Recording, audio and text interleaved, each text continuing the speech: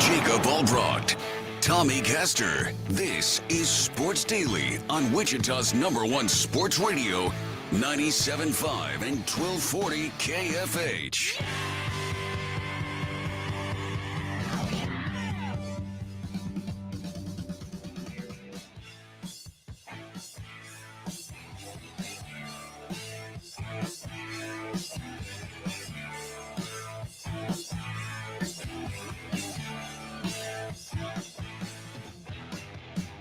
All right, welcome in, everybody, to another edition of Sports Daily. Jacob Albracht, Tommy Castor, Jad Chambers producing for us. Paul Savage will be in hour number 2 to make some picks. Paul White, a.k.a. The Big Show, the Giant, will be in. We're expecting an hour number 2 as well to talk about the big AEW show coming here to Wichita soon. Speaking of that, we'll try to give away some tickets there to that AEW show today. We'll also give away some Wichita Thunder hockey tickets. We'll give away some HTO today. It's all coming to you on the IHOP hotline at 869-1240. IHOP, where guests can enjoy the new Nashville hot chicken and waffles, golden brown Belgian waffle topped with 4 crispy chicken strips tossed in spicy Nashville hot sauce. If you're listening to us over the air, we appreciate it. If you're watching us on our video streams, Facebook, YouTube, Twitch, we appreciate it. It looks a little different today. I'm actually in studio. Jad and I were talking before the air. Be the first time I've been in studio for a Sports Daily in a little while. I have the home, studio set up, and so like things aren't where I have them. It'll be fun here, and it's a different look certainly, as we've got a wide shot. I think I can't see the video stream. It's going to be real wide with Paul White coming in here because he's the Giant. He is a Giant, and I mean, Tommy, I had to come in. I've got my Mickey Blaze gear. I got to size him up, see if he wants any of that smoke from Mickey Blaze. Yeah, I was wondering where the luchador mask was. Are you wearing the tights? You got the tights on? I'm 99% sure my wife threw those away. So my wife has this thing where if she doesn't approve of something, like she just throws it away. Like she threw away my Speedo. I'm pretty sure she threw away my wrestling tights. Like all the things that I could use to thoroughly embarrass her, she just throws it away. And then I'm like, where is that? And she's like, well, I don't know.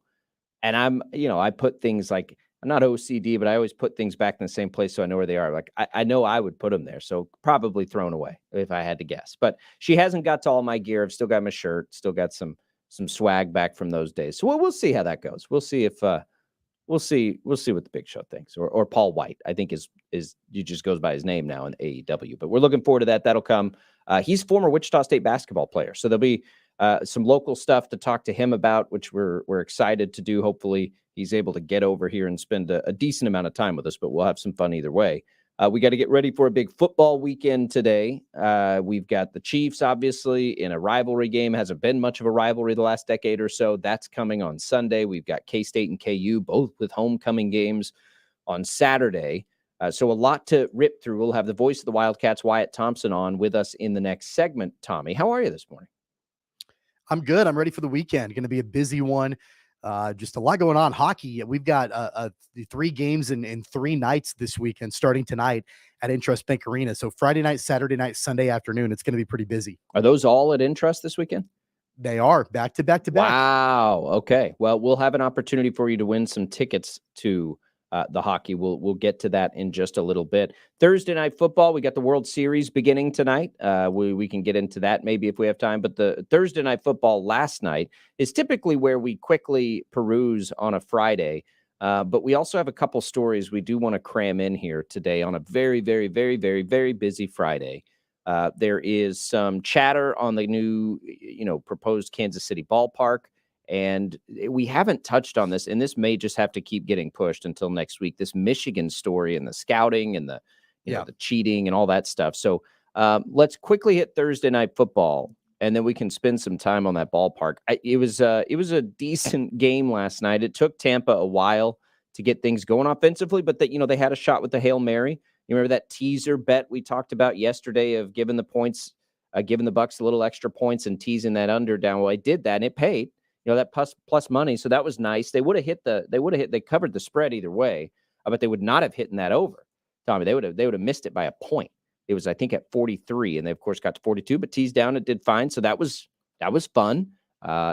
Mike Evans was held down. I think a lot of people probably lost a little money there, at least that I was talking to. But Buffalo came in. They said they wanted to stop Mike Evans. They did stop Mike Evans, and they looked pretty good at home. Buffalo is not, though, Tommy, that dominant force that they were. I guess the question for them becomes, can they be by the end of the season? Like, can they overcome all these injuries and get back to that point?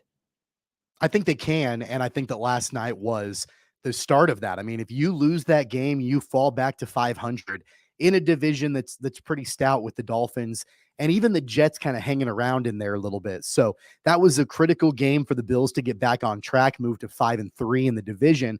If they can kind of hold serve for a while as they get healthier, then yeah, I absolutely think that they can get back to the Buffalo that we're all used to seeing over the last couple of years. And really, they did it in a variety of ways. I mean, Josh Allen on the ground ran pretty well, had a touchdown run that was pretty nifty. And so that was helpful for sure on a night where, Gabe Davis had a solid game also. So they did it in a variety of ways. James Cook was good. He wasn't great last night, but he didn't need to be great against the Buccaneers defense. And really altogether, they were able to get it done. On the other side with the Bucs, I thought they had a pretty solid showing. Baker looked pretty good. I think that, in that kind of game, you can look at what he did. And even if Mike Evans, doesn't have a solid game, Chris Godwin is still there. So he's got great weapons. I thought he looked fine and good enough to where I think Buccaneers fans can continue to feel okay, at least, about Baker being your quarterback moving forward. Yeah, I mean, I don't know. He was dancing around a little bit. I thought he was okay. I thought he was all right. I think, and they just don't. They're not going to have. He certainly wasn't bad Baker that we've seen the last couple of weeks. No, but he does hold on to the ball too long, and Tampa's an interesting team. I still don't. I don't watch that game and think Tampa can't win the division. I still think that they can, but they've got to figure out a way to get the ball out a little quicker with him. I don't think they're going to be able to run it. I don't think the way from stuff I listened to and people that pay close attention to the line, it sounds like they did a lot of work on that line, and it's done a really good job in pass protection, but it's apparently terrible running the ball, and we're seeing that. Like, they just cannot run the ball, but they can throw it around. And Rachaad White had 7 catches, of course, in that game. But it's they're going to be fine, I think, but they're not a Super Bowl contender. The bigger questions surround Buffalo, and Buffalo did a nice job. They were in control of that game most of the way through. And, quite frankly, with all the injuries, I thought their defense showed itself well. I don't, can you get improvement out of a, banged up unit like that? Probably so. But, not, it's not going to be what it could have been. You know what I mean? Right. Yeah. Yeah, no, I agree with you. I mean, I think that, considering basically how decimated they've been injury-wise, it's hard to expect the world out of a Buffalo team. But again, if they can get wins like they did last night and just kind of hang around there while they wait for those reinforcements to come back, I think they'll be just fine. All right, let's take our first break a little early today because we've got Wyatt Thompson to come on and preview K-State's big game this weekend. They've got to take care of business because Texas looms. So we'll get into that with Wyatt Thompson, voice of the Wildcats, coming up. We will get into this Royals Stadium story as you've got the mayor of Kansas City chiming in. And, if you're a Kansas resident, perk your ears up a little bit. We'll get into all that. 869-1240 is the number on that IHOP hotline.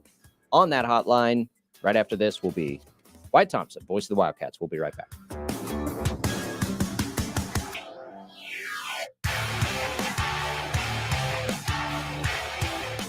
Your phone call is welcome. 869-1240. Sports Daily on 97.5 and 1240 KFH, Wichita's #1 sports radio.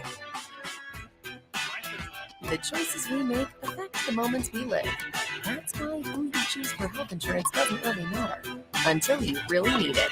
With Medicare Advantage from Blue Cross and Blue Shield of Kansas, you'll know that no matter which moment you choose, we've got you covered, on and off the pickleball court. So the moment there's an ouch or whoopsie, we'll be there with a wow and woo whenever you need us. With more coverage options than ever and more reasons to love your plan, like premium starting at $0, dental, vision and hearing coverage, and an allowance toward approved over-the-counter items, The choice is simple. Medicare Advantage from Blue Cross and Blue Shield of Kansas. Call 888-565-4199 or visit bcpsks.com/enroll now.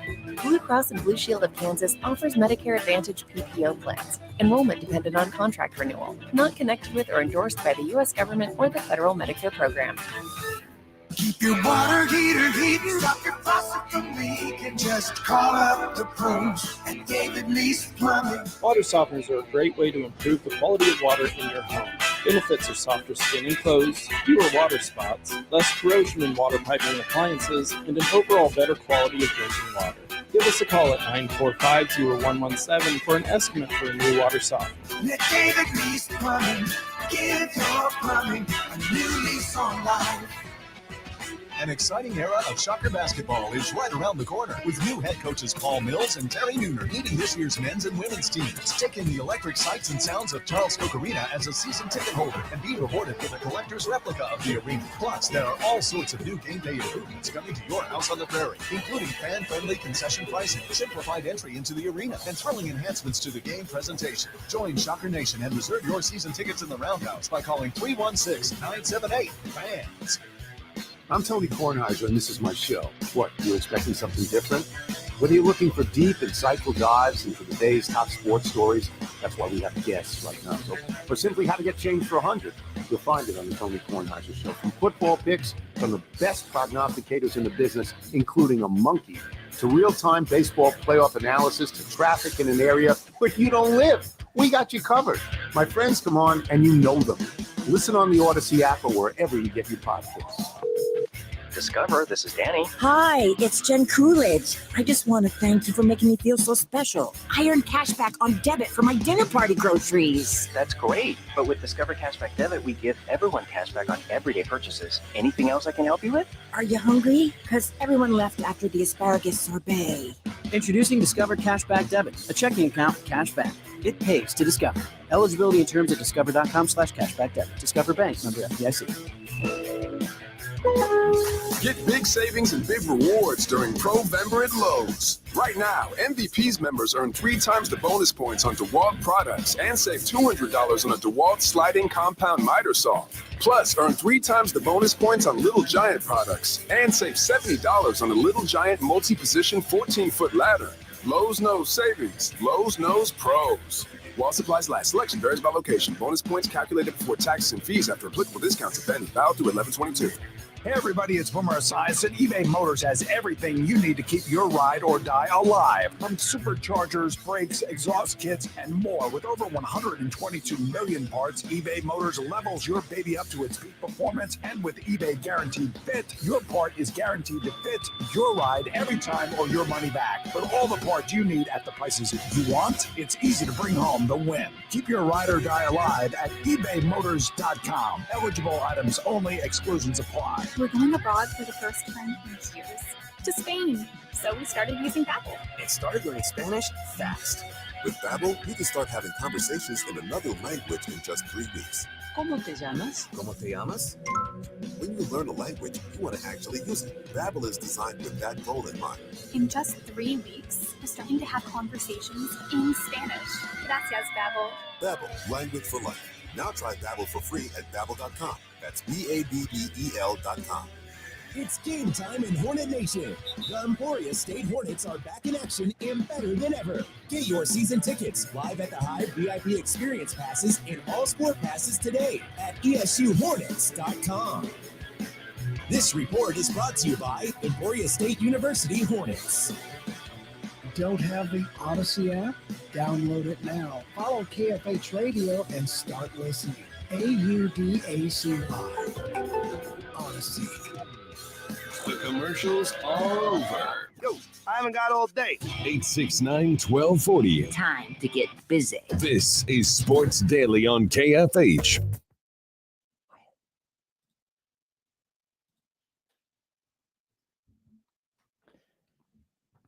All right, welcome back in, everybody, to Sports Daily. Getting Wyatt Thompson on board here in just a minute or so.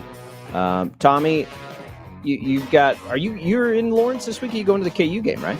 I am, yeah, going to KU, Oklahoma, leaving bright and early tomorrow morning. Are you going to bundle up? It's going to be miserable out there.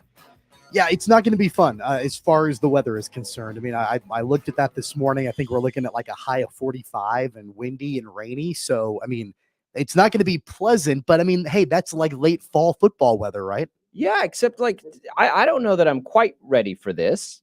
We've got, some sleet potentially. I got to cover up like the backflow. Like it's going to be a little shocking to the system. But, look, K-State's going to have to deal with it too. And as we look forward to the Wildcats, let's bring in the voice of the Wildcats, Wyatt Thompson. Your new radio home for K-State Athletics, 97.5 and 1240 KFH. It's that time, Sports Daily, getting all the inside information on Kansas State. Let's go now to the voice of the Wildcats, Wyatt Thompson. Wyatt, we were just talking about the weather and how it's going to be a little different than what we've been used to, with really weather not being a factor in any game that I can remember this year, but it will be. How much is that, sort of on the radar, for lack of a better term, for everybody up there in Manhattan this weekend? The truth is the weather has changed. It is much more windy and colder, and they're talking about some precipitation tomorrow. But even in the last few hours, I think they've pushed the precipitation back a little bit later in the morning. So I think it will have an effect. You know how that works. I mean, even when you live here and you're used to 4 seasons of weather, it takes a little bit of time to get used to that brisk north wind, I'll say. I just walked across over to the 6th floor of the facility where I do the games, visiting with the media relations guys, and that wind was cold. So it's certainly going to be a factor. And then if you put any kind of precip on top of that, last week I was talking to Kevin Eschenfelder, the play-by-play voice at Houston yesterday. Last week they played in 92-degree weather with the humidity at about 65%. That's going to be a little different for them here tomorrow morning, don't you think? Wow. Yeah, no, it's going to be brutal tomorrow. I'm certainly not ready for it myself, but hey, Wyatt, I feel like a broken record, because I know every week we talk about what's going to happen at quarterback with Avery Johnson and Will Howard, and how's that all going to play out. And really last week for the Wildcats, it played out basically to perfection with Chris Kleiman and Colin Klein using both of those guys. And, it's been kind of a topic of conversation all week long. The way that they handled both of those quarterbacks in the game a week ago against TCU in dominant fashion, if that's something that can be duplicated, the Wildcats may have something special here. That's pretty well said. I do not disagree with you in any way, shape, or form. I don't know that you could have asked for much more from that perspective of the game last week than what you got. You start both guys, yes, in a little bit of a weird way, where you put Avery, wide left in the formation, run him on a jet sweep, and he picks up 4 yards. But, first possession Will, second possession Avery, and on down the line. And you look at what happened. They scored on their first 4 possessions and scored on 7 of 9 possessions on the night, 343 rushing yards. And they were a big part of that. I think Coach Kleiman felt like one of the real big factors in the game. Both of those guys and their ability to run really kind of opened it up for Jace Brown, the freshman receiver. It opened it up a little bit, too, for those 2 running backs who are playing really pretty well right now, and both are healthy, and DJ Giddens and Trayshawn Ward. So I don't think that we're going to see a whole lot different tomorrow. I could be wrong, but I think they'll at least kind of start that way. And I get why it's a topic of conversation, because we've said this, many, many times. Avery's a special talent. You got to get him on the field, but Will has his value too. And I thought he played one of his better games last week. I'm not sure how you felt about that, but I thought he was pretty darn good. I did too. And I think it's interesting because, in a lot of time when we get 2 quarterback situations, it's like one can run and one can throw. And I think the reason I loved the idea of this is because both of these guys can do both things. So, it's not as simple as, Will Howard's in there now. The defense has got to get ready, for a pass situation, because he'll run on them too, which is what he did last weekend. I do wonder, though, if the weather stays poor, and we all know wind is the greatest impact on the passing game. It's not, anything but, rain or anything else like that. It's wind. If that inclines K-State to need to run the ball more, do you think that impacts the rotation of the quarterbacks at all as they're, according to Chris Kleiman, making the game plan up until tonight, basically? Well, that's a pretty interesting subject from my perspective. But I guess what I would say that the short answer is I don't really think it will affect it very much at all. I just feel these guys are locked in on what they want to do. They want to see both guys. Wind or not, they are going to try to run the football, which is what they've really done in the last couple of weeks. And I think it was easier last week, like I said, because of the quarterback run game. But, I mean, they also were able to stretch the field with Jace Brown, and I can't stress enough how big that is, too. If you saw the game, I think you saw, a wide receiver for K-State make a big difference in the game for the first time this year. And he was really good, and I don't think there's any doubt in my mind he's going to start tomorrow night and for the foreseeable future. Now, if you can get some of those other guys, like Phillip Brooks and, I'm not sure about the availability of Keegan Johnson. I think he's a little bit iffy, probably be a game time decision, but RJ Garcia will be available. So we'll see how that plays out. But again, long answer, I know, but I don't think it will affect their game plan and or either guy that much because they're used to playing in it, frankly. Wyatt, I asked Tim Fitzgerald this question yesterday. I want to get your perspective on it too. It's one thing when you're looking at, the way that Avery Johnson plays versus the way that Will Howard plays and, how that impacts the overall offensive game plan. But if you're a member of that offense, whether you're a skill player or on the line, from your perspective, do you think those guys have to adjust their own play depending on who the quarterback is at any given time? I think that's another really good question. I guess my first reaction would be there's probably not a lot of difference between the two. Now, there's differences, in style of how they play, but how it affects everybody else, I don't think there's a whole lot. And it's interesting that you asked that because I've asked a couple of guys that, well, actually more than that, probably a handful of guys that this week, is there a real big difference? And all of them said, no, not really.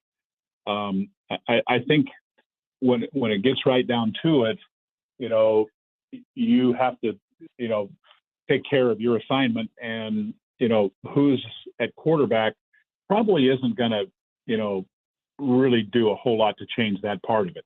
Again, their skill sets are different, but I don't think if you're the left tackle, I don't think it's going to make a lot of difference if you're KT Leviston, whether Will is in the game or whether Avery's in the game, honestly. All right, the other side of the ball we love to see the quarterbacks play that way, but the defense was the story, I thought, last week against TCU.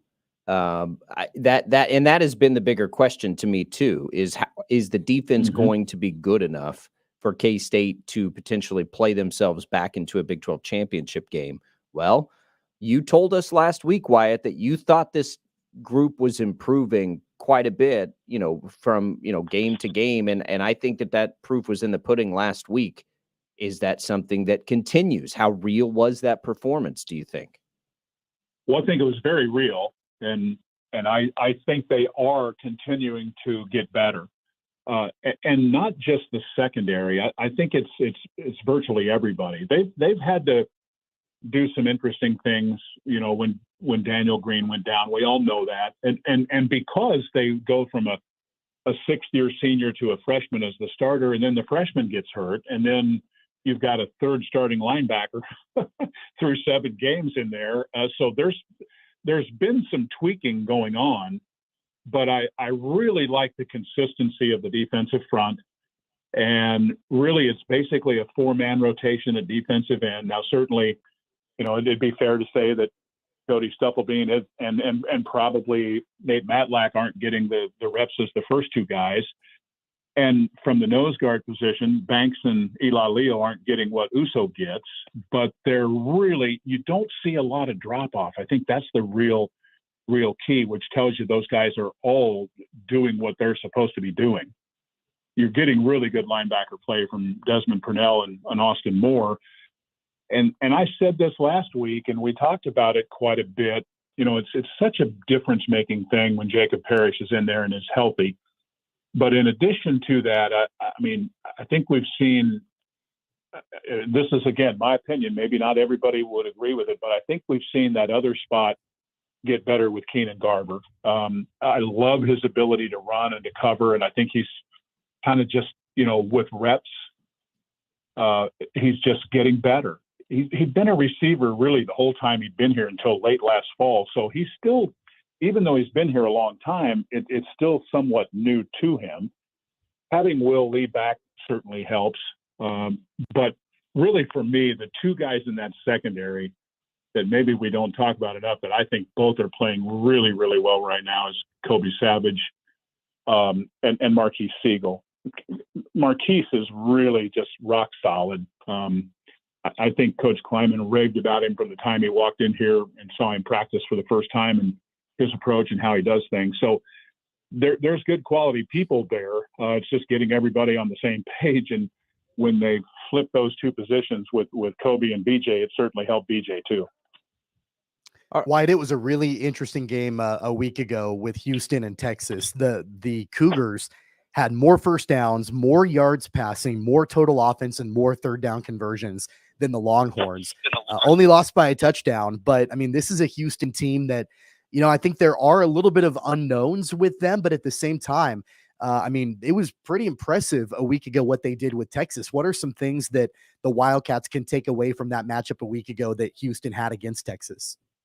Well, I think you better be really impressed with how they fought after being down early 21-0.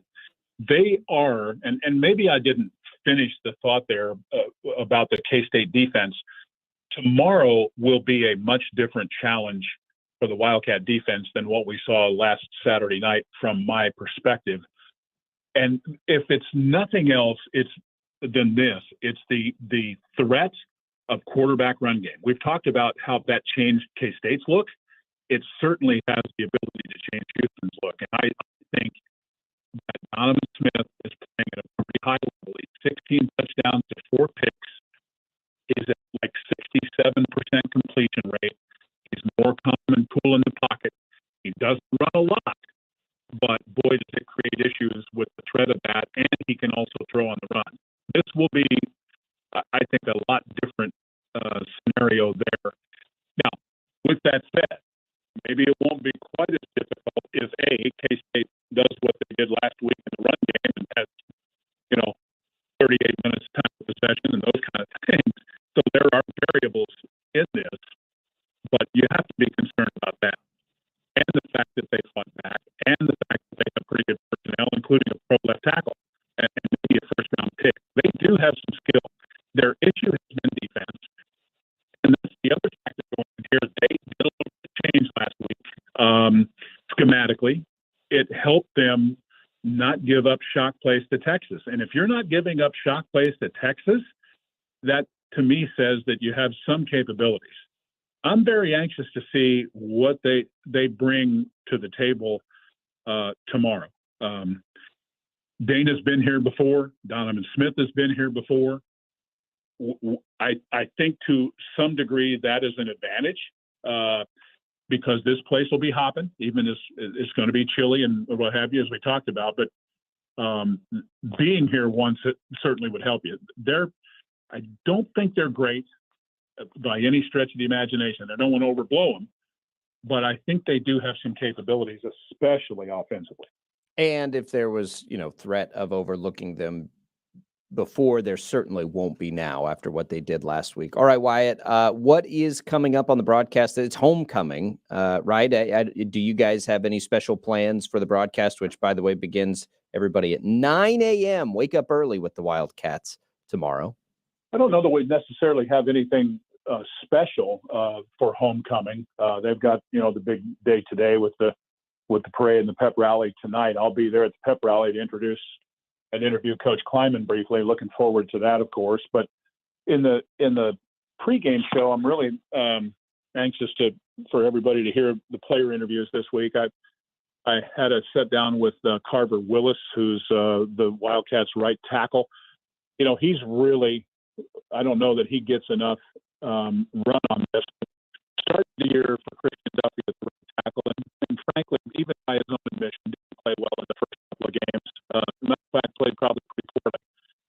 But now Duffy is back, and he's continuing to start. I think that says a lot about how much he's improved, so we'll visit with him. The other guy that I had a chance to talk to is a guy who I really appreciate for just how tough and smart he is Jake Clifton. Jake can play, as you probably know, if you follow the Cats, started at middle linebacker the other night. He plays all three linebacker positions. Really neat guy. So that kind of highlights it from my perspective. And can't wait for this game, man. After the last couple of weeks, I think the Cats feel good about who they are and what they are and where they're headed. And got a lot to do again. All right, Wyatt Thompson, voice of the Wildcats. You'll hear the coverage beginning at 9 a.m. right here on KFH, home of Wildcat Athletics. Wyatt, we appreciate it. Have a good call, and we'll talk again next week ahead of what we hope will be a very, very pivotal game for the Cats this season. And I'm hoping the same thing, but great visiting with you guys. I appreciate it. There goes Wyatt Thompson. If you're headed up for the homecoming festivities, as he mentioned there, check out his interview tonight with Chris Kleiman at the pep rally. All right, let's get ready here for a final segment. We'll get into this Royals Stadium talk. It's getting pretty interesting. An article out yesterday. We'll try to give some perspective on it and the reaction to it about the actual cost of the stadium potentially being much higher. That's a little bit deceiving, but we'll get into, the reasons that's being said and all that.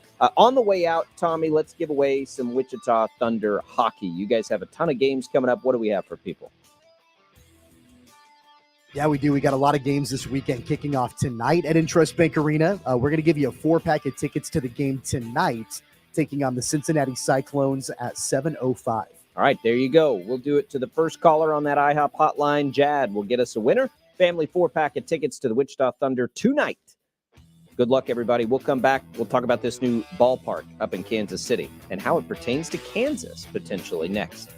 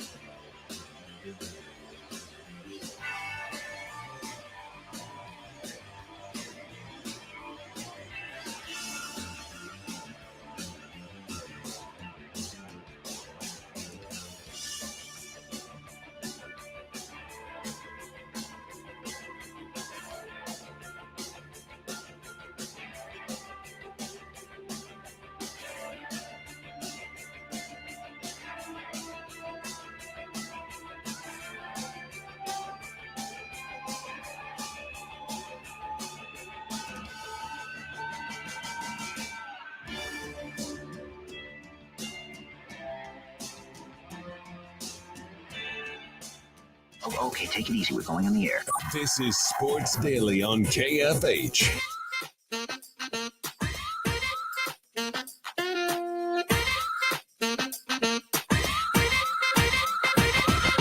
Primetime NFL games from Westwood One available live for free right here on KFH and on the Odyssey app. Tune in to KFH for primetime football Sunday night. Bears visiting Chargers, or simply download the Odyssey app and search for KFH at kickoff. Of course, you heard Thursday night football right there on KFH and on the Odyssey app last night as the Bills get it done against the Buccaneers. All right, Tommy, let's talk about this Royals Stadium story that is coming back into the news. KC Star putting out an article yesterday that basically says this $1 billion Royals Stadium would be more like 4.4 to 6.4 billion if the stadium sales tax and other payments required by the current lease agreement extended 40 years beyond its expiration date in 2031. That is garnering some hot take, quick reaction of like, see, I told you so. Like it's $6 billion. I got mixed thoughts on that. That stadium's not going to cost $6 billion, Tommy. Like it's not. Well, let me rephrase that. If they let it cost that much because they just continued to run out a lease, then that's at the fault of everybody. Like that inflated number is coming from if you buy a $100,000 home, right, and put it on a 30-year mortgage and don't ever pay it off early, you're going to end up paying like 3 times what the home was bought for. That's not news. Like we all know that's how this works, right? Well, of course, if the initial price tag is that, but you pay interest on $1 billion for 40 years, that's going to increase the cost. So I think that now you can look at that two ways. Like, you got to understand that if you're the public in Texas, that's how anything works like this. So if you didn't understand that before, then this article does a nice job of like the reality of this, everybody, is this is what it could ultimately cost. But that's not like some deceptive, it's different than if they said the price tag is going to be $1 billion to get it built and it was $6 billion to get it built. That's not the case. Right. Well, the other thing to keep in mind too is that it's also building in inflation and insurance and like some of those other things into that number. I mean, it's the same way, like you mentioned the example of buying a house. You buy a house in 1980, it's going to cost you more to live in that house in 2023, right? Because everything is more expensive now than it was 40 years ago. So I think that, there are some hot takes that are available with this. Also, I think there's some cautionary things for the public in Kansas City to recognize that, this, while there may be a price tag, the amount that taxpayers are actually going to pay throughout a number of years may in fact be more. I think the biggest thing that comes down on this, at least from me, is I just go back to what we've talked about multiple times. I don't think there's an appetite for this in Kansas City. I really don't. I think this is a John Sherman and the Royals organization really like had this major desire for either a downtown ballpark or just a ballpark somewhere else away from the Truman Sports Complex. And I'm not sure that regardless if the price tag is the price tag or if it's like 4 times more expensive, regardless of that, I'm just not sure that there's an appetite from the public to pay for this. Look, you have to get into the fundamentals of it. And clearly Frank White, who is a former Royal and is he a county commissioner up there? I mean, I get the impression that he does not want this to happen because he doesn't believe in the benefit of it. And that's a former Royals player. I think that there have been enough studies that show like it is not worth it to the taxpayer, right? From a strict dollars and cents, the economic development of stadiums is never as high as it's presented. It's that way downtown Wichita right now, Tommy. But it's that way always, right? It's really any development. Like these people come in their fancy suits and they tell everybody, this is going to make us X amount of dollars. And it's like, who does it make X amount of dollars? Like, are you going to make all this money and then give me a tax rebate? No, it makes you a lot of money. And in an ideal world, it spurs business for other people to make some money. But there have been enough studies now that show that doesn't actually happen. And so you've got things like SoFi Stadium where the owner just foots the bill and keeps the profit. And I don't like fundamentally, that's where you have to make your decision on this is, do you, as a taxpayer, do you want to pay that much money to keep the team there? Because it's not going to be like a worthwhile investment dollars and cents wise. I don't think it ever is. But it's just, is there enough benefit in having it there to bring people into your region, to help the businesses around the area? All that stuff is what you have to think about and decide if that's worth it. It's never going to be worth it just because a stadium generates X amount of dollars. No, it doesn't. It generates X amount of dollars for the owner. But it can generate X amount of jobs. And I know that they've been touting that. Yeah. But I mean, how many of those jobs are currently filled at the current stadium? You know what I mean? Like, how many new jobs is it going to bring to whatever location they end up deciding? I think that's the real question. But I mean, the thing about any of these billionaires that are able to do this is that they can easily, you would think, finance it on their own. You want a $1 billion ballpark? You can go to a bank, or you can go to private equity, or you can go to whatever, and get something financed in that way to make it happen. So you don't have to pass that burden down to the taxpayers. But the reality is, a bank may look at that investment and say, no, it's not solvent. Right. Like, and that's why there's so much pressure to get public tax dollars in there, because maybe it's not solvent if it's fully privately funded. Now, I think with SoFi, you had somebody so rich that they could just foot the bill. But if it has to be financed, we're dealing with John this. Sherman doesn't have John Sherman. No. I mean, from what I know, he's not liquid enough to just be able to build a stadium and pay for it himself. Scale it down, Tommy. This is what, according to, the Wichita Eagles, like, this is what Wichita's dealing with right now. You've got development groups that are like, look, if there's not more public dollars come in, we can't develop this area. The bank won't give us the loan. Why is that? Because the bank probably doesn't see it as like as a tangible, like, no, that's not a good investment. Like, we've gotten into the business world. The lending piece of that is insanely difficult because banks don't want to take that risk right now. And so if they don't think that, basically, if they don't like your idea, you better either have the down money, right? Or you better find the down money. And so, and on top of that, I mean, don't forget that if you have it publicly funded through tax dollars, you don't have to pay that back. Right, exactly. Of course, the bank's going to be like, yeah, great. Yeah. Tax dollars, we know that's going to be there. So yeah, like, that's why these owners want to do this. And I think to some degree, they want to do it because they know it's not going to work otherwise. Like, unless you just had the cash, you're never going to be able to get the loan to do the deal without the tax dollars. I mean, you can scale that to whatever size you want to. It's just like, you can argue till you're blue in the face, but if the bank doesn't think it's a good business idea, they're not going to give you the loan. So public tax dollars, right? So here's what gets really interesting about this, and I think this is a part of what the Royals are doing here. You've got Mayor Quentin Lucas in Kansas City, who is clearly, well, I don't want to put words in his mouth. I don't know that he's clearly pro stadium, but I think he's pro, like, we've got to evaluate this a little better as a community than the way it's being presented, which is it's way too expensive. It'll never work. His tweet last night, and he chimed in on it a bunch of times, was basically, here's what he said. Y'all going to mess around and lose the Chiefs too. So, and I think he's not wrong there. The Royals are leveraging the Chiefs, Tommy. Like, that's, to me, and this is, like, you go way back. And I think sometimes it's good to read between the lines. When the Chiefs floated out the idea of coming to Kansas, I think I said it here, Jad. I certainly said it, and maybe Jad, I was like, look, Kansas is about to get sports betting.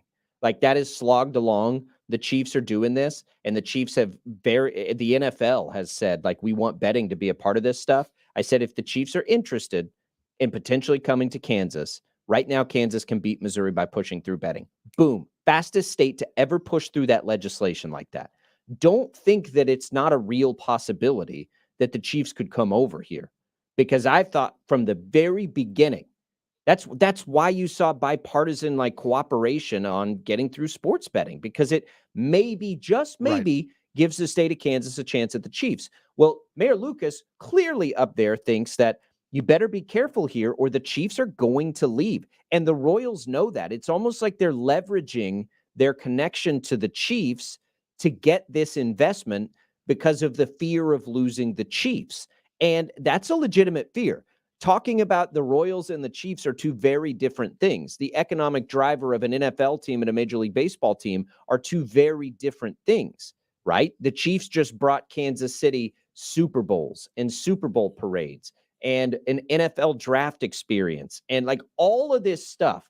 That's not coming to Kansas City because of the Royals, Tommy. It's coming to Kansas City because of the Chiefs. So you've got the mayor then of Kansas City, like everybody needs to cool it. And we really have to evaluate this because if this goes sideways, we could lose the Chiefs. So it's almost, and this is where the Royals as business people are being rather shrewd, Tommy, because it's like, well, you might lose the Chiefs if you don't give us this new stadium. Like we're kind of tied together here. Like we have what we get, they get. And so it's like, it's either the Royals leveraging the Chiefs or the Chiefs using the Royals as like this pawn to see what the appetite is. I don't know what it is. So, I was going to say like say that the Royals are out there like, basically leveraging the Chiefs. And I don't disagree with that, but I also think the Royals are a little bit of the sacrificial lamb. Yeah. Like the happiest person in all of this, in my opinion, is probably Clark Hunt, because he knows that his organization is not taking the fire. John Sherman and the Royals are, and, they can kind of step out a little bit, and see what the appetite is and see, kind of get all the criticism lobbed at them while the Chiefs kind of sit back and say, well, we're just kind of waiting to see what happens. And then once everything kind of gets into place, then the Chiefs can make their move and not have to deal with, probably as much of the public criticism.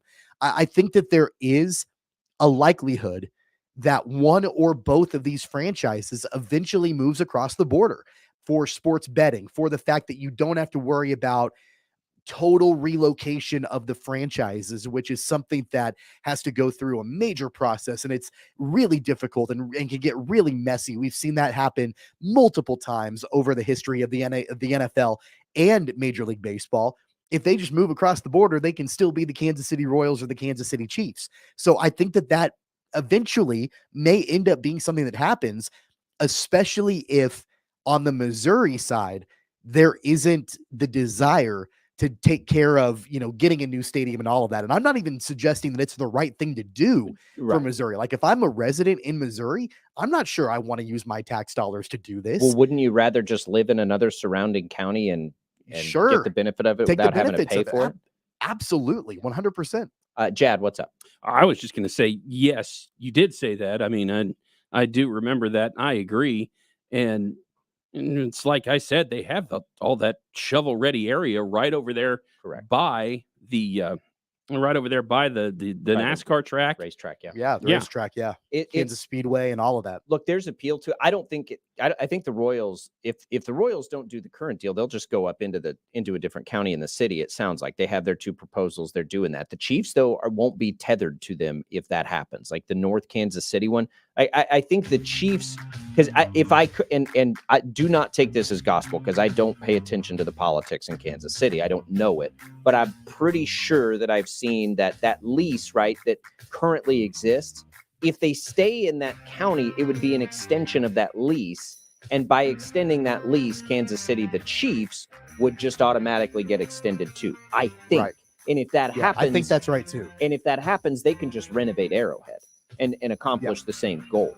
So, the Chiefs if my instinct is correct, the Chiefs are like, either extend the lease, we'll renovate Arrowhead where it stands, or if you guys go somewhere else, we'll then open up the bidding and we may end up in Kansas or wherever. Because Kansas, bet this, Kansas will do whatever it takes and bend over and give them whatever incentives, whatever, because Kansas doesn't have anything like that. It would become one of our state's greatest exports to have an NFL team. And we saw also, that with sports betting. Yeah, and speaking of sports betting, my final thought on this, keep your eyes over the next, year or so on what happens in the state of Missouri in sports betting. They've been extremely reluctant to pass that. There have been multiple times that the politicians have tried to get it through, and it fails every single time. And knowing how intrinsically connected the NFL and sports betting have become, I mean, come on, like, isn't there a sports book, or not a sports book, but isn't there a way for people to bet on Chiefs games inside Arrowhead right now? Or at least like there's a partnership there. But if they can't bet in the state, like if that's not part of what that state allows, at that point, who knows? Who knows what will happen? It's going to be wild to follow it all. 869-1240 on the IHOP hotline if you want to chime in. We're going to make some picks next as we come up on the hour. On the way out, let's give away some HTO, Jad. So you can get an iced tea, a free iced tea, which has 25 flavors available for you at Wichita's East and West locations, as well as in Derby at the new location. Also, you can get a brew house offering, which is all the coffee, hot, iced, whatever you like. Lots of good ones there. That's available for you in the East location at Wichita or in Derby. We'll do that for the first caller, 869-1240. We'll make picks. We've got Paul White, the big show, coming in the second hour as well. It's a wild and crazy Friday here on Sports Daily with Albracht and Castor. We'll be right back. Laugh Out Loud Mornings with Bob and Tom on 97.5 and 1240 KFH.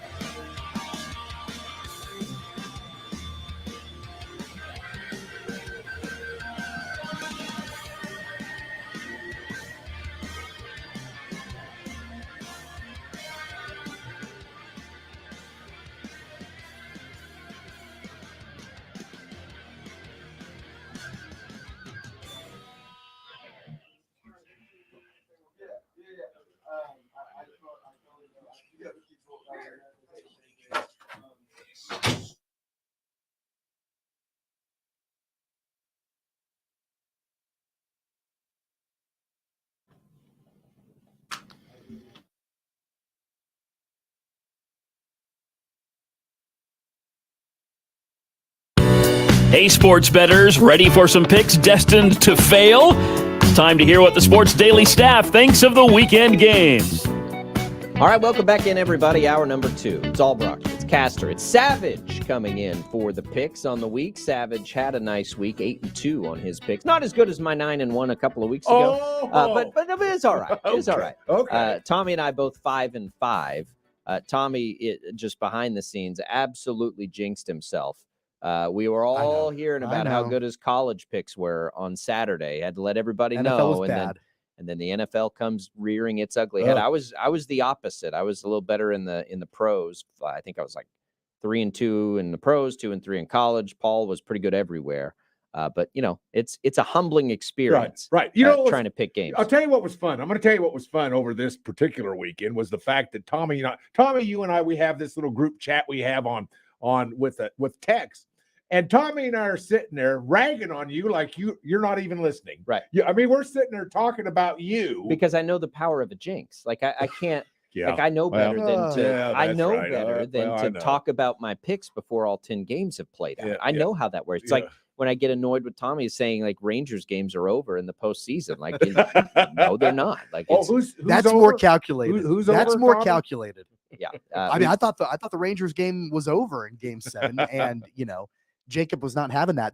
I will admit I jinxed myself on our picks. I'm going to keep my mouth shut about that moving forward. I had a great college day, a terrible NFL day. So I'm not going to say anything, but I will continue to try to jinx you with the Rangers moving forward. Yeah, it's you and Mad Dog Russo apparently had I don't like all this energy going to the Diamondbacks right now. That needs to stop immediately. Can we all just pretend like the Rangers are some underdog here with something to prove?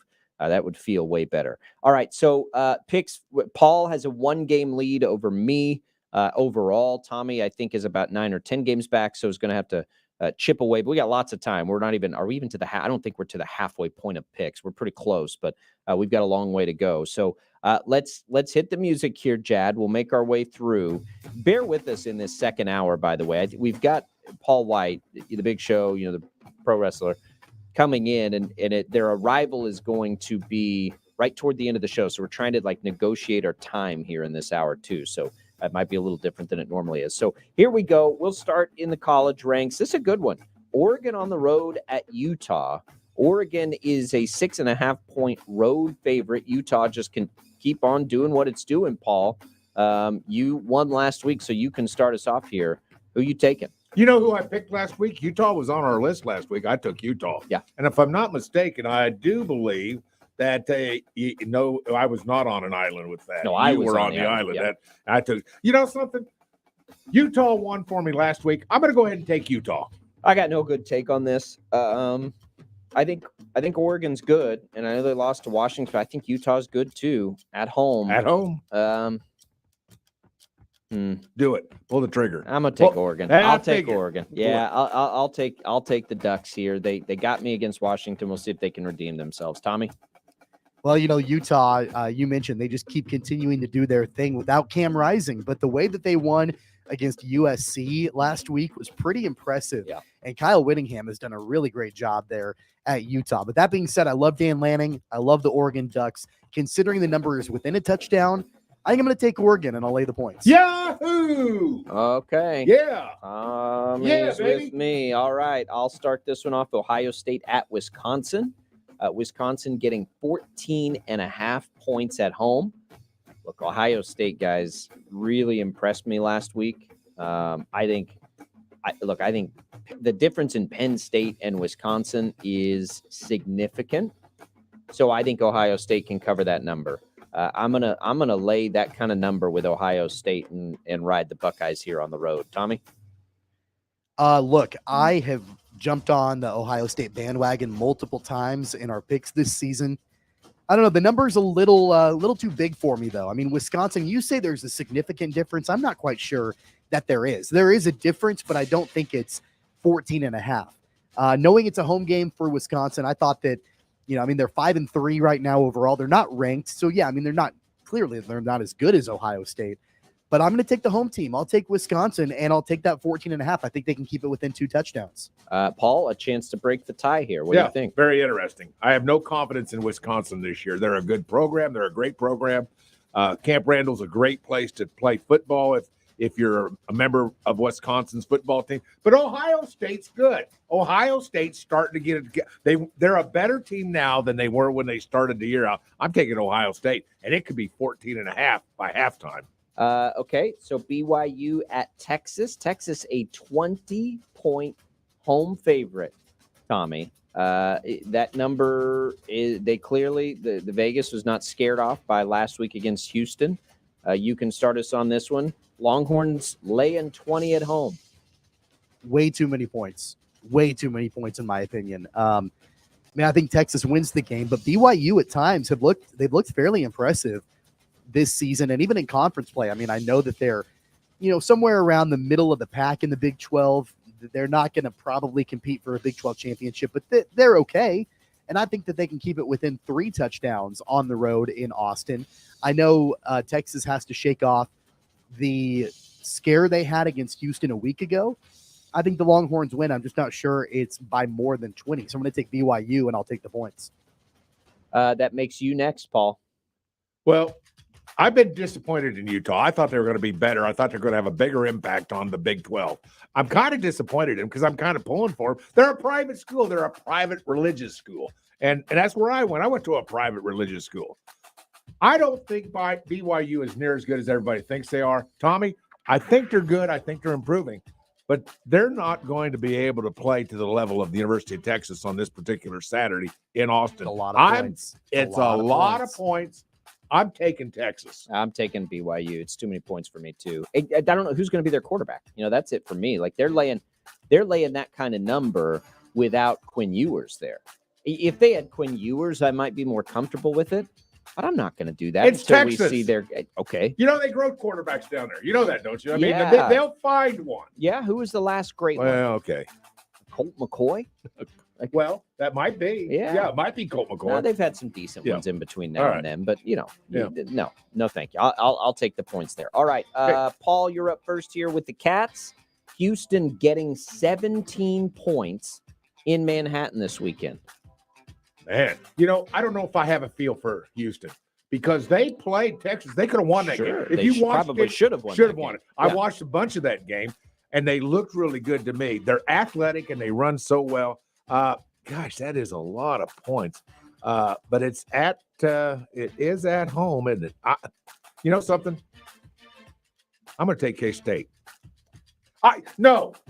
Is it too late? No, you can do whatever you want. I'm going Houston. Houston, 17 points. I'm taking Houston. I hate this. I hate that the weather's messing with me. It's the weather that's messing with me. And I don't know, like if Houston runs the quarterback again, which K-State can do the same thing. God. I think my brain tells me to take Houston, but my gut tells me to take K-State here. So I'll trust my gut. Wow. And a lot of points. And I'll lay those points because I think in those conditions, if they can hold TCU to 3 points in pristine conditions, I think the defense is going to allow K-State to hold Houston down a little bit. Tommy, you got a chance to break the tie here. That's a lot of points. But to your point, the Wildcats beat TCU a week ago by 38. So they completely blew out the Horned Frogs. That being said, though, Houston really did impress me against Texas a week ago. It's 17.5. I'm with you. I think that I'm with you on the thought, Jacob, that the K-State defense will be able to hold down Houston a little bit better than Texas did a week ago, especially with the weather. But man, it's too many points for me. It really is. I think K-State wins the game. I think it's a low-scoring game. I'm going to take the under on this, but I think Houston keeps it within 17.5. Okay, so I get a K-State Island. I'll take that. I go first on Kansas against Oklahoma. Kansas is getting 9.5 points at home. Oklahoma had its scare last week. Jalen Daniels isn't going to play. Without Jalen Daniels in this game, I think I have to take the Sooners. It's so hard for me to predict Jason Bean. Sometimes he looks great. Sometimes they look so limited, and it makes them very, very difficult to pick. But I'm going to take Oklahoma and lay those points. This will be interesting to see if that was an outlier game against UCF or if Oklahoma maybe isn't as good as we think. But I'll take them one time here and not feel good about it. But I just don't know what to do with Bean at quarterback, Tommy. Well, so last year was not a great outing for the Jayhawks when they went to Norman, but 2 years ago, the last time these two teams played in Lawrence, it was the very first year of the Lance Leipold era where not much was expected from the Jayhawks, and Kansas kept it within 12, and they had a chance to actually win the game late in the game before the Sooners pulled away at the very end. Lance Leipold got a standing ovation. The team got a standing ovation, losing by 12 at home against Oklahoma. You know who the quarterback was in that game? Jason Bean. You know who the quarterback was for the Sooners in that game? Caleb Williams, who is, projected to be the top quarterback taken in the draft this year out of USC. Devin Neal ran the ball 2 years ago for the Jayhawks in Lawrence, had 100 yards on the ground and 2 touchdowns. The Jayhawks are a much improved team than they were 2 years ago, the last time these two teams faced off in Lawrence. It's homecoming. Big noon kickoff is going to be there. It's a sold-out crowd in the booth. I know that Jalen Daniels is not playing, but Jason Bean has played these guys 2 years ago inside the booth. I'm going to take the Jayhawks, and I'll take the 9.5. Jeez, that was the most convoluted talking myself into a pick I'm ever just seen, giving Jacob. you the details. Huh? I'm giving you the evidence and the proof. That's you not are. convoluted. Oh, Jiminy Christmas, and it took half a day to get through that. I'm taking OU. How's that? Is that quick enough for you, Jacob? Yeah, it is. All right. I don't know what to expect out of that game. I'll take that island. I'll take the KU island. Plays with their hair on fire. All right, let's go to the NFL now. Paul, you'll be up first on our NFL picks. Rams, Cowboys. Cowboys laying 6 at home against those Rams.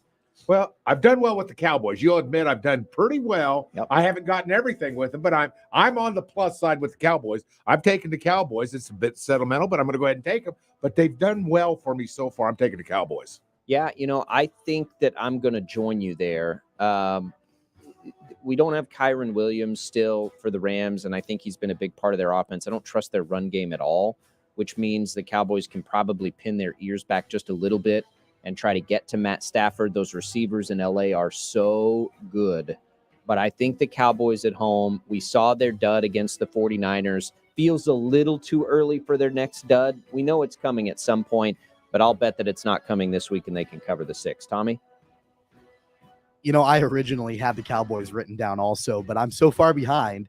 I think I need to take an island here. So I'm going to take the Rams plus 6. And I think I can justify that. I mean, this was one I didn't really have a good read on either way. And I just picked the Cowboys. But you know what? Kyron Williams, that will definitely impact the game. But of course, Cooper Kupp is back. Puka Nacua has been one of the great stories of the NFL this year. Sure, I'll talk myself into it. Rams plus 6. Yeah, it's not bad. The Rams you are good. could do worse on the islands. The Rams are good. And anytime it's 6 points in the NFL, you never know. Yeah. All right, I think I'm up first on Jags Steelers. Jags, I believe, are coming off a bye week in Pittsburgh. I still am not seeing enough out of the Pittsburgh offense. Jacksonville looks good. I'll take the Jags. I'll lay the 2.5 on the road. This is a big, big spot for Trevor Lawrence, who's, while the Jags have been really good this year, he hasn't been great. But their run game is effective. I'm going to take the Jaguars here and lay the 2.5 on the road. Tommy? I don't think the Steelers are very good. I've not thought they've been very good at all this year. I know that they beat the Ravens, but the Ravens played like garbage in that game. And really the Steelers didn't play much better, but they got the win. I don't have a lot of faith in them. I do think the Jags are an impressive team, though. I know they're on the road. I'm going to join you, Jacob, and take the Jags and lay the points. All right, Paul, what do you think? Well, Steelers have burnt me so many times. I mean, I took the Steelers like the first 2 or 3 times that we were picking, and I've been very, very disappointed. For that fact alone, that's enough of a reason for me to go ahead and make it a sweep. As much as I want an island, I'm with Tommy. Steelers aren't that good. Steelers are not that good. Sorry, I'm also, we've got confirmed here that Paul White is on his way, so I'm trying to set that up as we go here. All right. In the interest of that, while I get that figured out, I'm going to go last on this next pick. So, Tommy, you go first. Bengals at Niners. Niners 4-point favorites at home against Cincinnati. Man, this is probably maybe the toughest one of the entire slate. Maybe not even in the NFL, but just overall. The Bengals, obviously had a disastrous start to the season, but they're kind of on the ascent right now. Meanwhile, the Niners started off great, and they've dropped a couple in a row. You got to kind of think, okay, can the Niners, can they break this? Can they get back to where they were before? A lot of it in my mind is going to come down to, will Deebo Samuel play and how effective will he be? But that being said, I think I'm going to take the Bengals on the road, and I'll take the 4 points. Paul, Bengals, Niners, can the Niners get it turned around here? Well, yes, they can. Will they? I'm not so sure. And that was a great explanation of these two teams. One team starting off bad, getting better. Starting off good and getting worse. I think that was a brilliant way of putting it, Tommy. That was very well done. But I'm going to stick with the 49ers. I like, basically the receiving. They got good quarterback play. I'm going to go ahead and take the 49ers, guys. I've got a feeling I'm going to be on an island for this one. This is one of the more difficult games for me yes, to pick. It is. Are the Niners really going to lose 3 games in a row? Really, are they? In Cincinnati, I'm not there yet with Cincinnati. I think Cincinnati's going to be there at the end, but until we see them get to that point, I'm just not sure that I'm ready. I don't think the Niners are going to do that 3 weeks in a row. So I think the Niners will win, and then it becomes, can they win by 4? Yeah, I'll take San Francisco. Did not see that coming. I'll take San Francisco. I'm a Cincinnati guy. You guys know I love Joe Burrow. I love Cincinnati. I love all that stuff. They're coming off the bye. But until I still have to see them be them. And I don't think even as they've made their way through this year, okay, we're just not there yet. Okay. All right. So that takes us to Browns plus 3.5 at Seahawks. Paul, you can go first here. Seattle at home laying 3.5 to Cleveland to, kind of upstart there a little bit with the Browns. Yes, I've hardly ever taken the Browns and done fairly well. I think I'm over 500 picking against the Browns, and for that reason, I'm taking the Seahawks.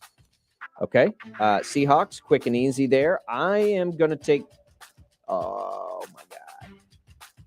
I'm going to take Cleveland. Okay. I'm going to take Cleveland. I'm going to take that defense. We'll see.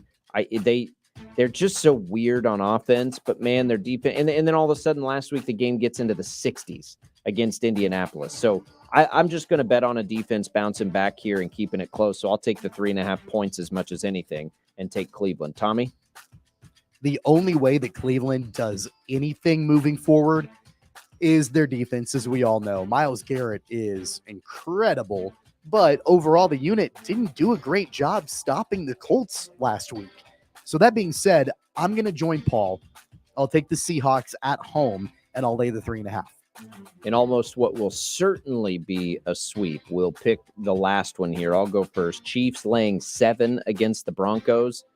Maybe if this was at 8, it would make me more uncomfortable because it gets outside that 7 number. But at 7, I got to take Kansas City and think a push at worst here. I can't find the formula for a Denver win. I know they're at home. Maybe they can run the ball. But with Kansas City's offense finally catching a groove here, I'm going to take the Chiefs and lay the touchdown here. Tommy? It was kind of interesting with Chelsea Messenger yesterday. She had a strategy for this game that I actually think is pretty good, and I might end up doing it. Knowing the streak that the Chiefs have currently against the Broncos, teasing that number down from -7, it'd be -1. Then you're basically just picking the Chiefs to win as part of a couple of teasers. I kind of like that. That being said, though, the way I'm betting this game, I'm going to wait and see if this line drops to like 6.5. I think that's kind of where I would bet the spread as opposed to the -7. It was -8 yesterday, so it's kind of coming down a little bit. But I'm going to pick the Chiefs. I'll join you, Jacob. I'll lay that 7 right now. Paul, you got a chance for an island with the Broncos. Oh, boy, I can't wait. Oh, wait a second. I think I will wait. I think this is a game that, Jacob, I'll be real truthful. If the spread was 14, I would still probably take the Chiefs. I'm going to go ahead and take the Chiefs, as you could probably guess. But these are my 2 favorite teams. I mean, other than the Cowboys, these are my teams. These are both my teams. So I've got to take the Chiefs. All right, there you have it. There you Picks sure to fail. Confirmed. Paul White will join us in about, we'll see how quickly we can get him in the building here in about 12 minutes. So let's come back.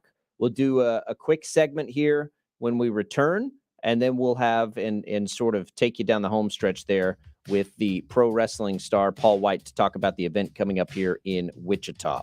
It's Castor, it's Albracht, it's Savage, it's Chambers. We're here with you on Sports Daily. We'll be right back.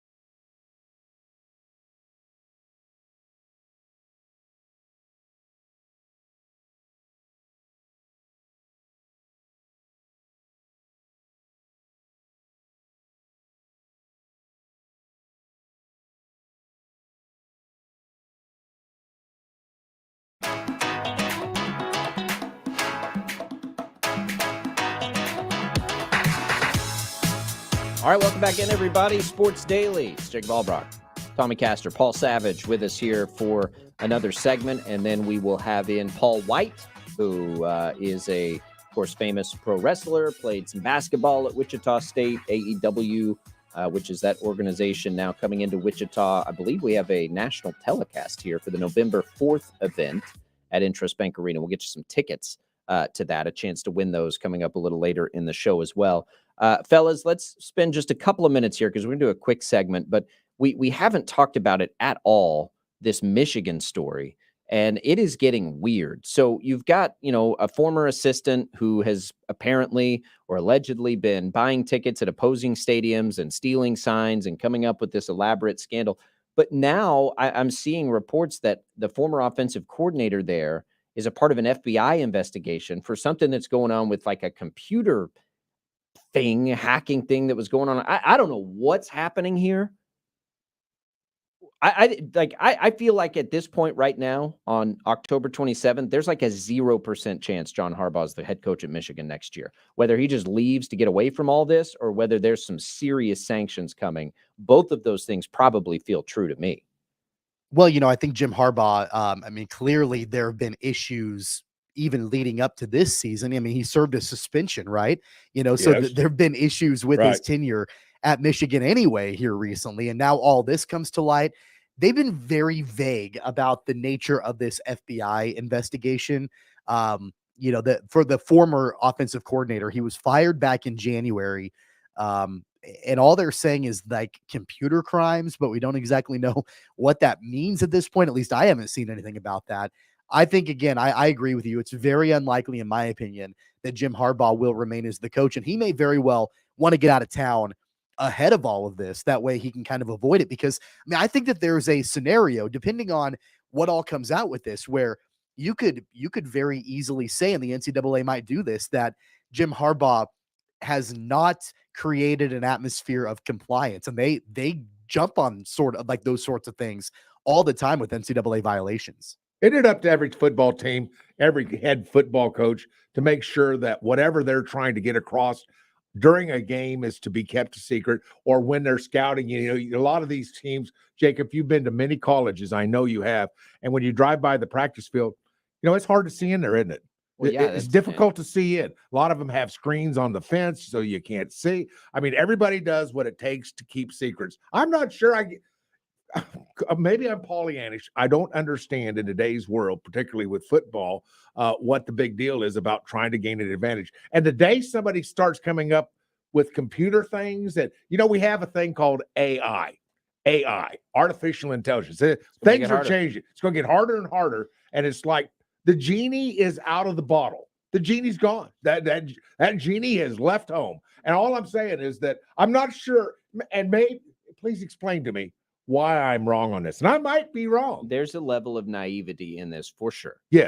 Thank you. I don't think there's any question about it. It's sort of like NIL, and now all of a sudden people are acting like athletes are getting money for the first time ever, when that's in reality been happening literally forever. Man. Why do you think the Southwest Conference broke up, for God's sake? So I understand that piece of it, but it's sort of like the Astros, Paul. Like, sign stealing is a part of baseball. But sign stealing is a part of baseball when the other team is tipping their signs. But not from the catcher. That's kind of sancrosanct. But it's not. But when it goes over the line is when you're using like a spy surveillance system through cameras and things in the outfield to then relay messages. That's right. There is a difference there. And if it's very clear and obvious that you can't have a spy, basically, like we've seen coaches get in fistfights over this stuff, like spies that come into a practice to try and pick up on things. And there's a report out that TCU had some indication of this, by the way, ahead of their playoff game last year. And they knew Michigan was doing this. So they basically mixed up their signals and remember how quick a start TCU got off to against Michigan. Right. So like it's wild, but there is a line, and yeah, it's a blurry line, but the reality is the line was crossed, or you would see far more of, well, everybody's doing this, but we're not seeing any of that. Like, this is unique to Michigan here. Well, yeah, it is. It really is. And it's a situation where, yeah, it's unique to Michigan as far as the extent, that this has gone. Because, as you guys have mentioned, there are probably countless examples of programs doing what they can do to maintain a competitive advantage. But when it looks like it's something as in depth as this, I mean, come on, like this kind of looks like conspiracy-ish, where the staff is conspiring to try to do this with this assistant going in and buying tickets to other games and all of that. It's hard for me to think that Jim Harbaugh didn't know this was going on, and that's why. I mean, I think ultimately this is something that's probably going to, I don't know, cost him his job. I don't think he's going to be at Michigan a whole lot longer, and it might be from his own accord. Right. Like even if this is going to come down with sanctions, and it almost certainly is, Michigan's in big trouble. Like this is why I like these great coaches that can do it at both levels. The stuff you got to deal with in college that you don't have to deal with in the NFL. I'm like, why? Like, That's why right. would you do that if you're Jim Harbaugh? Just go, make the same or more money to coach in the NFL, because there's a lot of teams that would want him. I think still, maybe not, but I think they so. will. Yeah, I mean, it's been debatable in the past. All right, let's take a break. We're going to come back and we will try and seamlessly transition here to Paul White.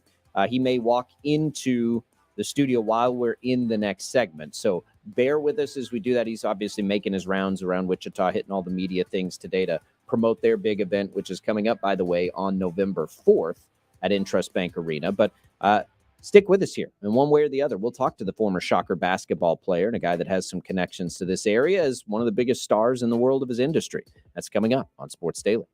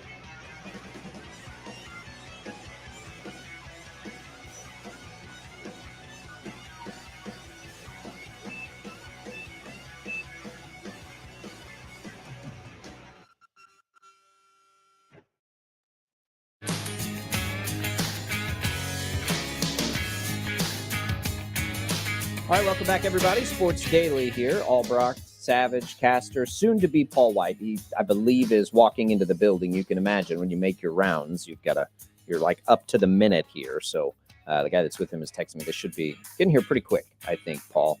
While we wait here, let's talk a little bit about the Chiefs here real quick, because we haven't had your thoughts on this. We're finding it hard to find a path for Denver to snap that streak against Kansas City. It just doesn't feel like it's going to be in the cards or be able to be in the cards for the Broncos to get this done. They're playing better, but so is Kansas City. Kansas City's playing better. Yeah. Well, but they're not very good. I mean, the Broncos, it pains me to say this. They're not that good. They're not very good. They're not good at all. And I don't see them getting any better. Listen, this is one of those games. I guess in the NFL, though, Jacob, it could be a trap game. Could it be a trap game? I guess it could, because on any given day, look at the Bears. I mean, who was it the Bears beat 2 or 3 weeks ago, and we were all just stunned. I can't remember who it was. But anyway, they get a victory. Unexpected. It can happen in the NFL. It's not going to happen. The Chiefs are just too good. And besides that, I know that once Taylor Swift has put her stamp of approval on the offensive game plan. She going to be there? I don't know if she's going to be there. What do you think? I don't know. She's got a busy schedule. Well, when you're in love and and come on now, Kelsey and Swift, that's a big deal. How much money do you think they're making off of this little array? They're very smart. Okay, may I ask you a question? I want to ask you this. Be honest with me. Is this a gimmick? No, I don't think so. Oh, I don't think so. It's love. Good. All right. Good. All right. So, Paul, welcome. Paul White, How welcome. are you? Good. How are you? You guys got high energy. Everybody's standing. Yeah. Well, we're making room here. So, Paul, I'll give Let me steal a chair. You probably don't need. Yeah, have that one right there. There you go. So my microphone's hit me in the belly button. Yeah. Well, if so you're gonna sit, there's I'm your gonna sit video with you. stream. So There you we're go. good. So, and we appreciate you stopping by. We know you're so busy, Paul, and this has got to be interesting for you on a lot of the spots you come, because you do have a tie. Paul White, AEW, coming into town. You got a tie to Wichita here. I do. I got a big tie. I went to 3rd and 4th grade out here. Went to Wichita State University. I'm a big fan of Wichita. How much do you get to come back or pay attention to Shocker basketball now? Like, do you feel that, sort of alumni thing, or do you even have time to lock into college basketball? I don't have a time to lock into much anything. I kind of do now, but when I was working more heavily, I was on the road 5 days a week. I think I went 19 years without missing a tour. That's like usually every 6 weeks, a international tour, whether it be Japan, Europe, South America, Australia. So, yeah, I was kind of in the fire, so to speak. But I know that Wichita's had some great success in tournament. Everybody tells me online. I know how Wichita State's doing. So I'm excited for the program. I'm always excited for Wichita itself, because that was one of the things that made me choose Wichita to play basketball for. One, I like Mike Cohen, who was the coach at the time. And I just liked the city of Wichita. The people here were good. It wasn't crazy. It still had a family vibe to it, which coming from South Carolina was important to me. And, this is just a great – I just went past Rusty Eck Ford. I don't know if that's still Rusty Eck now. I used to sell cars there at Rusty Eck, used cars. So there you go. One of the things – now, you and I have met. I know you probably don't remember. One of my best friends in the world was Mr. Banks, the equipment manager. Oh, God, yeah. Okay. And I met you. You come stumbling in. I'm down there chatting with him one day, and you come stumbling in. And Mr. Banks is here. Come meet this man. And you and I met. I know you don't remember. You met a lot of people. And but I'm trying to think stumbling in. You say stumbling in. I'm like, well, I don't think I was drinking back then. But anyway, Mr. Banks just loved you. I don't know if we lost Mr. Banks a few years back, and he's one of my favorite people, one of my best friends of my life, and longtime friend. And he was a great guy. But anyway, that's where I met you. Also, a little unknown fact: you were at Friends for a while, correct? No, I didn't go to Friends. It was funny. I was at that critical point where I was thinking about going to Friends. I was playing some pickup games. That's where I met you. Okay, yeah, I was playing pickup games, and I was actually considering maybe finishing out my last year eligibility at Friends. Right. Okay. Because we had lost Coach Cohen. I believe somebody got the bright idea to fire Coach Cohen midway through the season and then let him still coach, which was crazy. And then they brought in Scott Thompson from Rice. Yeah. And he made a lot of changes. And, when you get a coach that recruits you from high school, you're very close to him. And I just didn't feel that vibe. And it's funny, I went through a lot that year. I lost my grandfather and my dad all in the same year, and Oh. Coach Cohen. Right. So for a young man, it was a hard reset. And one of my decisions was, oh, okay, I was talking to the people at Friends and maybe going back to school there, working on finishing degree, maybe do some coaching, maybe try to play ball in Europe. And then I had met through a guy by the name of John Lunkwitz, who was a VP at Rent-A-Center. Wow. Yeah. And he said, I got this guy coming in that's buying all the Rent-A-Center's karaoke equipment, and you can get a job loading equipment. Cool. So yeah, I took the money, Yeah. $50 a day. I can push a forklift. And I met that guy. He was a big fast talker. I ended up going back to Chicago with him. Then he introduced me to Danny Bonaducci, and Danny Bonaducci introduced me to Hulk Hogan, and the rest is history. The rest, Good stuff. Well, I was a coach at Friends coaching football, Right. and I saw you at several. That's pickup- right. That's right. Okay. Yes. Okay. Yeah, okay. Now I got it. All right. There Now you I go. got it. I've been hitting the head with a lot of chairs, but now I remember. Now I remember. So that it's an interesting path to pro wrestling, and bear with me on a little tongue in cheek here, but you guys are coming in now. I know this will not surprise you, but when I was, 17 or 18 years old in Amarillo, Texas, I was on a local circuit there. I got Mickey Blaze here, and I'm retired now. So you guys today don't try to recruit me in. I'm retired now. Yeah, I think your retirement is safe. Yeah. But it's interesting. So I grew up in the Panhandle of Texas. Terry Funk was a family friend, Right. legend, loved him, miss him dearly. But he would recruit a lot of football players at that time to come be pro wrestlers. But I don't remember a lot of basketball players. Like, oh, there's a couple. Kevin Nash was a basketball player. I think but it's funny for pro wrestling. You wouldn't think so, but a lot of the footwork in basketball is good for pro wrestling. It's some of the same footwork. Your best pro wrestlers, in my opinion, either come from amateur wrestling, of course, basketball, and believe it or not, tennis. Tennis has great footwork for wrestling. Interesting. So it's side to side, lateral movement, wide, strong base, vertical base. Sports where you do a lot of that is really beneficial to understanding a lot of the movements in wrestling. So yeah, there's a few of us basketball players around that made the transition over after we found the gym. Yeah, size is always one of those prerequisites. Maybe that's why I cut my career short. No, That- I mean, it's funny. There's all shapes and sizes work. That's the funny thing. Like, I've never told anyone, no, you can't be a pro wrestler dependent on size, because there are so many exceptions to the rule. Just the thing about becoming a pro wrestler is you have to understand it's not what you think it is on TV. You're going to make sacrifices. You're going to miss birthdays, holidays, anniversaries. For 17 years, I flew out every Christmas Eve day because we had a show Christmas Day in either Chicago or New York, and you didn't know the weather, and you just had to get there. You miss birthday, but that's part of it. You make that sacrifice because that's what you do. It's what you love, and once you make that connection with the audience, you'll do whatever it takes to give them the best show you can. Life on the road, right? It's not tough. easy. It's not easy, but I have been a small town kid from South Carolina. My first big city was Wichita.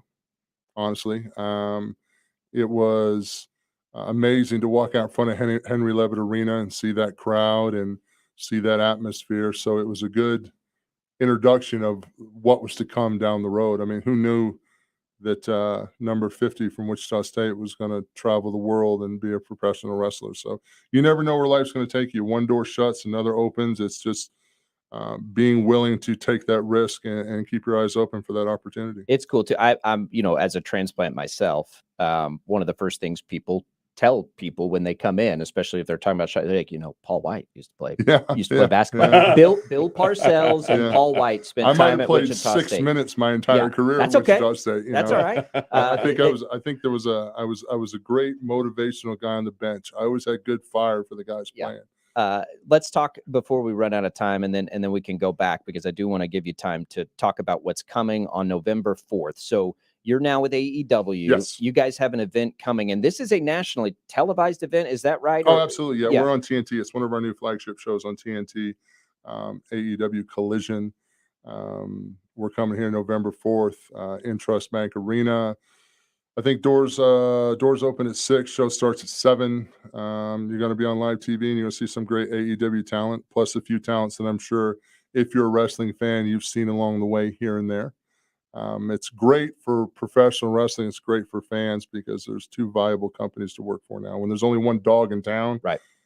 you kind of have to dance to that dog's tune. You know what I mean? But AEW has done a great job of letting the professional wrestling become more authentic. And I think in today's economy, when you want to find moments to make memories, I think AEW coming here to Wichita is going to be a great memory for lots of folks to get out and check it out. How much fun has it been for you to come over now? And you know so many of these guys from, you know, one promotion to the other, but to come in and be a part of something that's growing. You kind of got to do that one time before, right? With back when you got started, and I don't know, and I could be way off base. It sort of feels like that again, like you're at the forefront of another group coming the up. difference is when I first started in WCW, I didn't know my hand from my foot. Yeah. To keep it PG. Now it's a little bit different because I'm a little bit more seasoned, and I see the potential, and I see the potential and the talent that they don't even know that they have yet. They have the great vehicle and a great opportunity to get the life that I've had. I've been to the Great Pyramids in Egypt, and I've seen all these things that I only read about in books as a kid, and those are memories that you take with you that help, you know, enhance and make your life better, and the connection you make with the audiences. I've got fans that when I started as a young man, they were adults, and then I met their kids, and now I'm meeting their grandkids. So I've got, I've been around a long time, but you know, it's that emotional connection you make with the audience, and it's reassuring in a lot of ways that I'm doing a fun, crazy pro wrestling thing, but at the same time, I'm helping make family connections and memories that help unite people, if that makes any sense. Not that I'm going to win a Nobel Peace Prize or anything, but I know the power that pro wrestling has when people come to an event and they have a great time, and it's why I'm happy to be in AEW. There's just so much opportunity for so much growth. You know, that's the personalization of being who you are. That's really cool because in a way, do you sense an obligation when somebody says hi to say hi back to them? Absolutely. There's a lot of people that don't, you know, there's a lot of stars and of whatever it is, you know, that's a burden. Is it a burden to you? It was a burden being 7 foot tall and people telling you should do something with your life. That was a burden. Yeah, okay. Now I got you. Now it's at least I'm doing something with my life. Right. We're 7 foot tall. You want to play basketball? You want to play football? I'm like, well, I'm trying. Okay, I'm trying. I think as you get older, though, you understand the importance of how important it is just to be kind.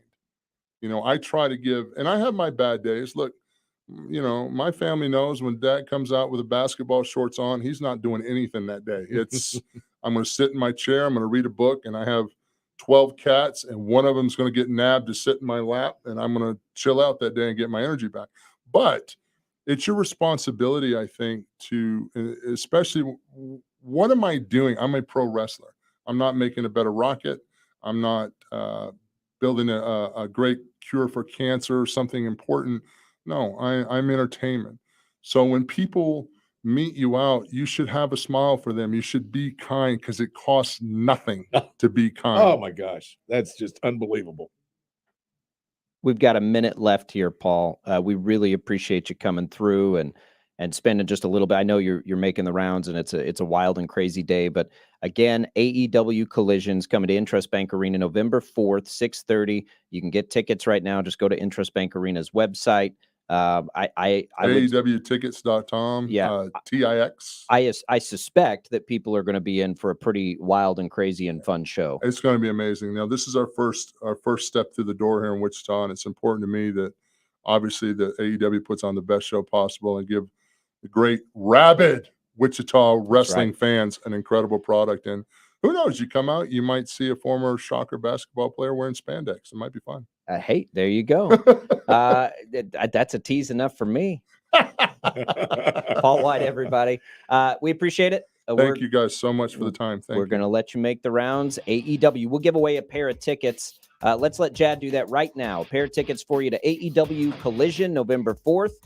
You got Paul White here in studio. 869-1240 on the IHOP hotline. Good luck, everybody. Tommy will be back to wrap up the show right after this.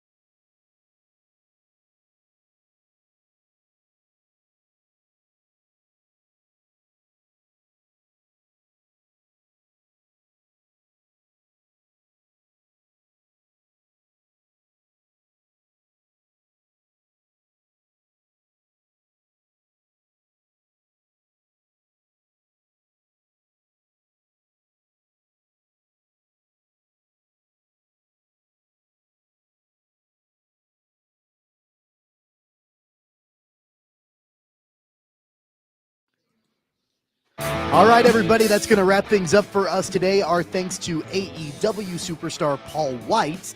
Let's tell you what's coming up on the network this weekend. Today, Jim Rome follows us at 11, Bob and Jeff at 2, Zach Gelb at 4 o'clock. Tomorrow, an early start time for K-State.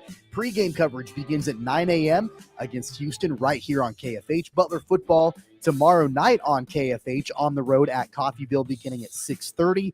On Sunday, Wichita State men's basketball, KEYN, taking on Rogers State beginning at noon. Chiefs and Broncos on KNSS at 2 o'clock. And then the national Sunday night football broadcast, the Bears on the road in LA taking on the Chargers beginning at 6:30. For Paul Savage, Jad Chambers, and Jacob Albracht, I'm Tommy Castor. Have a great weekend. We'll see you all back here on Monday.